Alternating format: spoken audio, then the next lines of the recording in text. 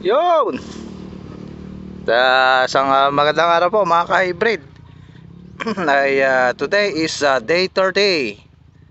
Ayan, ang aming tanim na Longping 908. Ayan, maganda na po ang resulta. Itong aming tanim na Longping. Ayan, sasagawin doon, sibuyas. Apply namin ng fertilizer.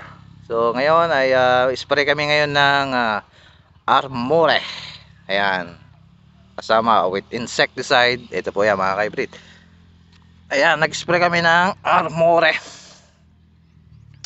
Ayan, galing po ito sa Syngenta. Ayan, day 30. Ayan, 300 EC Armore plus insecticide para sa stem borer.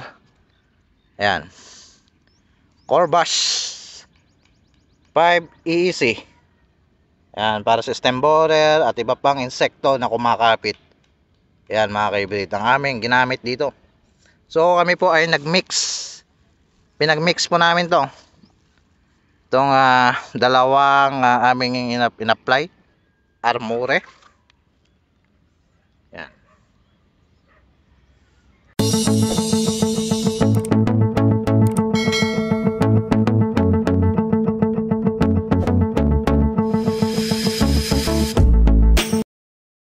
Yan, isang magandang araw po mga ka-hybrid at Lakbay Farm Vlog. Nagbabalik muli sa aking YouTube channel. At kung bago ka lang sa aking YouTube channel, huwag mo kalimutan mag-subscribe. Hit mo na rin ang notification bell para lagi po kayong updated sa mga bagong uploads at mga videos natin. So for today's video mga ka-hybrid ay magpapa-spray po kami ng Armore at saka pang-insekto. Day 30 na po ngayon itong tanim po namin na super hybrid rice na Longping 908. So ito po yon,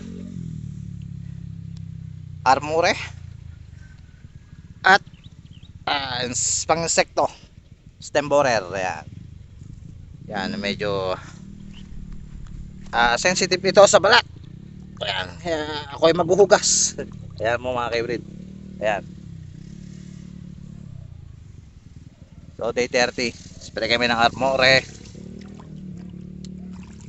at saka insekto. Yan. So yan na po yung resulta ng aming tanim na Longping 908. Yan, maganda na, day 30. Yan. So kami po ay nag-apply rito ng Armore. So ang timpla po nito isang so titipidin namin isang takal nito, isang takip at dalawang takip nito Corbush. Yan, 5 EC. Yan. So punta natin doon si ating tropa, ating taga-spray dito po sa ating tanim na Longping. Yan. So ito na po yung resulta ng aming tanim na Longping 908 day 30 na.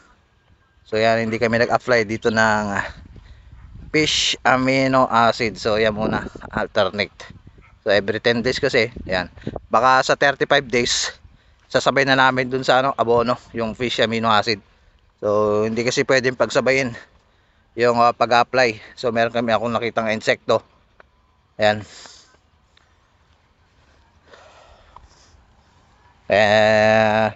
Medyo matapang din kasi ang fish amino acid, no? So hindi namin pinagsasabay. Basta pang insekto lang, tapos yung kung Armore. So yan, sa mga nagtatanong,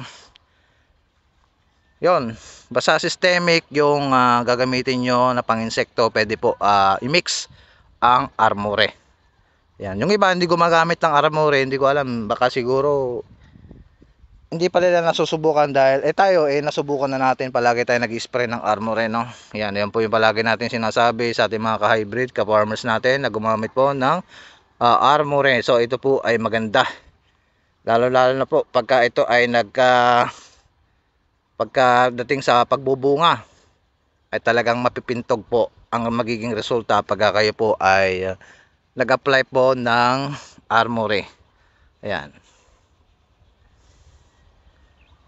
So yung inalo namin na pang-insekto, insecticide ay hindi siya non-copper base. Basta yan non-copper base, pwede i-mix sa armory, sa ibang foliar, pwede po yan. So na-explain ko na po ito mga ka-hybrid. Sa mga nagtanong, ito.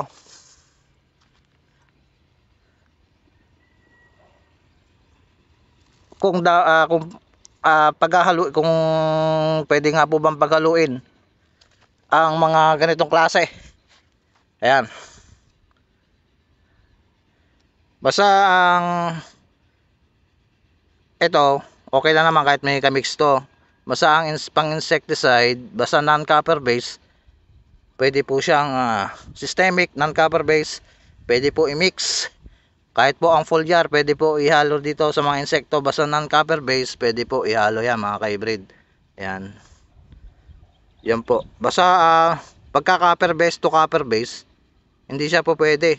So magiging resulta ay magkaroon po ng pagsunog ng mga dahon ng yung mga tanim. Katulad ng mga palay yan. Example yan mga ka-hybrid. So ayan, tingnan mo naman. Epekto. Basta non-copper base, systemic, pwede po ihalo sa foliar. Yan. Pero pagka copper to copper, wala. Talagang masisira ang tanim niyo mga ka-hybrid. Yan. So punta tayo rito. Tingnan natin tong development ng ating longping. Yan. Diba? Ganda na. Day 30 na.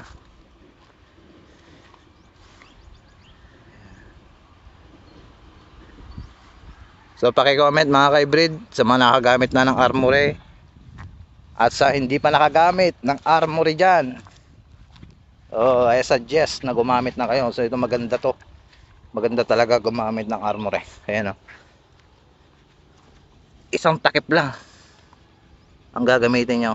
Ayan. Mix 16 liters knapsack sprayer. Ayan. Basta malinis ang tubig. Huwag mo haluan yan. Hindi pwede yan.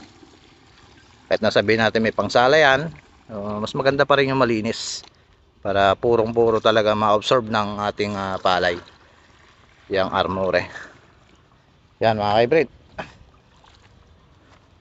Punta tayo rito. May nagsasabi hindi daw pangit daw yung armory. Yan mga ka-hybrid. Kasi kaya nga nasabi na pangit ang armory, depende kasi yan sa paggagamit o timing. Yan, hindi daw siya gumagamit ng armory kasi mali yung timing ng application. Kaya po dahilan hindi maganda yung epekto doon sa kanyang palayan. Pero sa amin, tingnan mo. So isa pa yan, dagdag ko kaalaman, pagka kayo ay nagpapa-spray ay ayan, katulad niya, walang tubig. Tapos okay naman kahit may tubig, pwede. So lagi nyo pong palagi kasi natutuyan to, matako sa tubig ang lupa, kaya yan ang magiging so walang problema kahit may tubig o wala, pwede kayo mag-spray ng ganyan armory plus insecticide. Yan.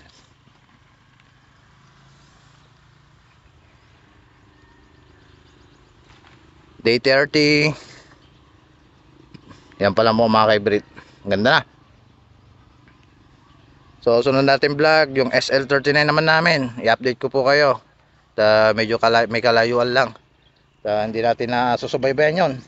So maganda na. Maganda na kanya mga pagsusuwi, no? Oh, diba? Talagang maganda yung epekto talaga. Yan, lalayo tayo rito at medyo may sprayan tayo. Chemical yan, siyempre sensitive sa balat. Iwas tayo, no? So yan po mga ka-hybrid ang aking update dito po sa Longping 908 Longping variety.